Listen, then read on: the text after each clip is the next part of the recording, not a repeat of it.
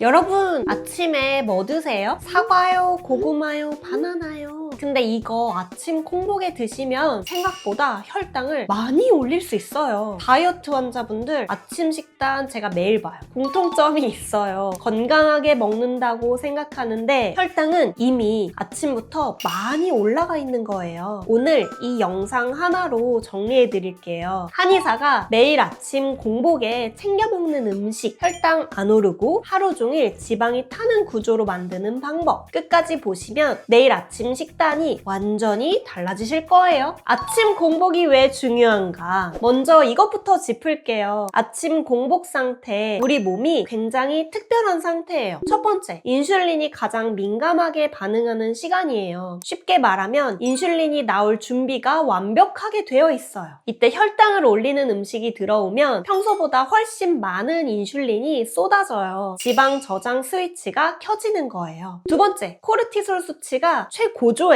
아침에 일어나면 자연스럽게 스트레스 호르몬이 올라와요. 이 상태에서 단 거 먹으면 어떻게 되냐면 혈당이 빠르게 올라가겠죠? 그러니까 아침에 뭘 먹느냐가 그날 하루 지방을 태우느냐 저장하느냐를 결정해요. 이 시간에 잘못 먹으면 오전 내내 지방 분해가 억제될 수 있어요. 첫 번째, 건강해 보이지만 혈당을 올리는 음식 먼저 알려드릴게요. 자, 솔직하게 말씀드릴게요. 바나나! 중간 등급이에요. 초록 바나나일 때는 저항성 전분이 풍부해서 괜찮아요. 근데 노랗게 익으면 저항성 전분이 파괴되고 과당이 늘어요. 거무튀튀하게 슈가스파 생기면 당도가 크게 높아져서 혈당을 빠르게 올릴 수 있어요. 진료실에서 바나나 매일 먹는다는 분들한테 여쭤봐요. 초록 바나나예요? 노란 바나나예요? 대부분 달달한 노란 바나나예요. 고구마, 이것도 조심해야 해요. 생고구마 혈당 지수는 50 정도로 괜찮아요. 에어프라이어에 구우면 전분이 메가당으로 바뀌어요. 찐 고구마는 그나마 낫지만 맛있는 군고구마 혈당 지수 50 이상이에요. 백미밥보다 높아요. 겨울마다 당화혈색소 올랐다고 하시는 분들 상담하면 군고구마를 아침, 간식, 저녁으로 드시고 계세요. 과일 주스?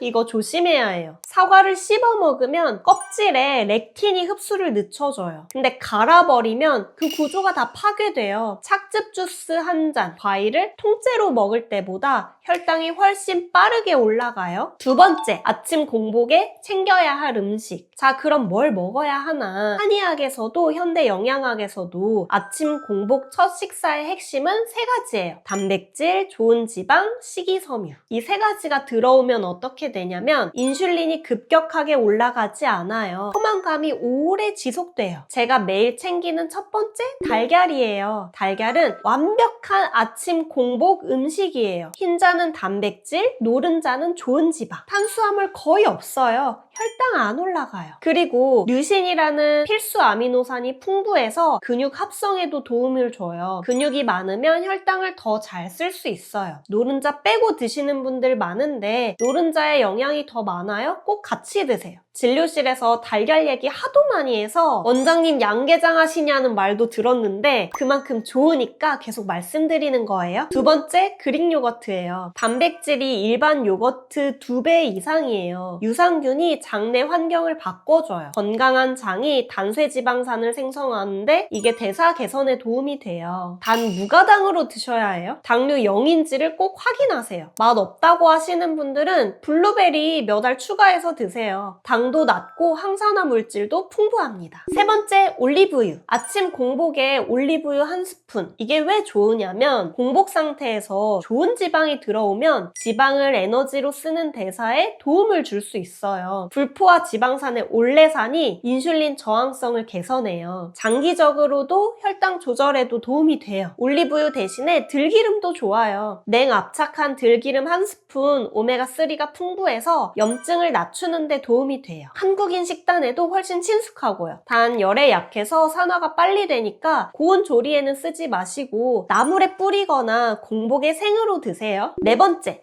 견과류, 씨앗, 호두, 아몬드, 치아씨드, 아마씨, 좋은 지방, 식이섬유, 단백질이 동시에 들어있어요. 혈당을 안 올리면서 포만감도 줘요. 한 줌만 드셔도 충분해요. 많이 드시면 칼로리가 너무 높아지니까 조심하세요. 세 번째, 한의학 관점에서 아침 공복 식사가 다른 이유. 여기서 한의학 관점 드릴게요. 아침 공복 상태를 한의학에서는 비위가 막 깨어나는 시간이에요. 이때 소화하기 어려운 음식이 들어오면 비위가 부담을 받아요. 소화 흡수 기능이 떨어지고 영양이 제대로 안 가요. 그래서 체질에 따라 아침 식사가 달라요. 아침에 속이 더부룩하신 분들은 달걀 한 개에다가 따뜻한 물부터, 차가운 음식은 피하세요. 한의학적으로 위장이 약한 분들은 차가운 음식보다 따뜻한 음식으로 시작하시는 게 좋아요. 단계에 미친 듯이 당긴다? 갱년기 시기, 트립토판 음식 먼저 드세요. 콩, 두부, 달걀이 세로토닌의 재료가 됩니다. 모두에게 맞는 아침 식사는 없어요. 내 몸이 보내는 신호를 먼저 읽으셔야 돼요. 네 번째, 실제로는 이렇게 드세요. 자, 구체적으로 어떻게 드셔야 할지 정리해 드릴게요. 첫 번째, 바쁜 아침, 달걀 2개 삶은 거에다가 무가당 그릭 요거트 200g, 그리고 블루베리 한 줌 정도 가방에 넣어서 출근하시면서 드셔도 돼요. 3분이면 준비 끝이에요. 2번,